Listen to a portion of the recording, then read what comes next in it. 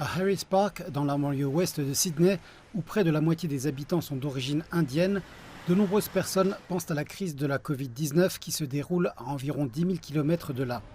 Parmi celles-ci se trouve Mahesh Raj. Je suis inquiet pour ma famille parce que ma mère, mon père et mes frères se trouvent tous là-bas. Mahesh Raj et de nombreuses personnes ici disent que le gouvernement australien en rajoute à leurs inquiétudes et à leur stress. Le gouvernement a en effet menacé de poursuites pénales quiconque des plus de 9000 citoyens australiens actuellement en Inde rentrerait en Australie. Actuellement en Inde, si quelqu'un tombe malade, je ne sais pas quelles sont ses chances d'obtenir un lit en soins intensifs ou de l'oxygène. Et si cela arrive à un citoyen australien, qui devra répondre de cette situation?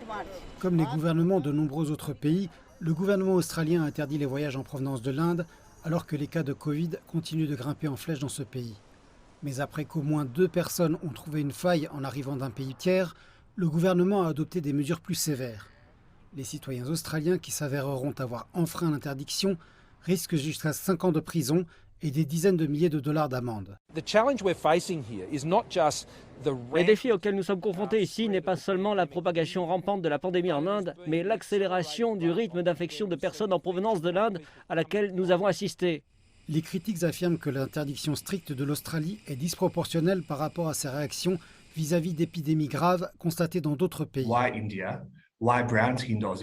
Pourquoi maintenant? Pourquoi l'Inde et pourquoi les Australiens à la peau brune et non ceux à la peau blanche? Si nous devions penser qu'il n'y a pas un élément de discrimination et de racisme dans tout cela, il serait naïf et dangereux de ne pas demander de compte au gouvernement. Des questions se posent également quant à la légalité d'inculper pénalement des Australiens parce qu'ils tentent de rentrer chez eux, et quant à la possibilité de contester cette interdiction devant la Haute Cour de justice du pays. Une première contestation juridique a déjà été déposée devant la Cour fédérale, malgré l'affirmation du gouvernement selon laquelle l'interdiction est prévue par la loi australienne sur la biosécurité. Le gouvernement a peut-être le droit, en vertu de la loi sur la biosécurité, de mettre en place cette réforme, mais il n'a pas ce droit vis-à-vis des droits de l'homme et du droit international. Le gouvernement australien a mis de l'eau dans son vin depuis qu'il a annoncé cette interdiction stricte. Le Premier ministre Scott Morrison affirme à présent qu'il est peu probable que des poursuites pénales soient en fait menées.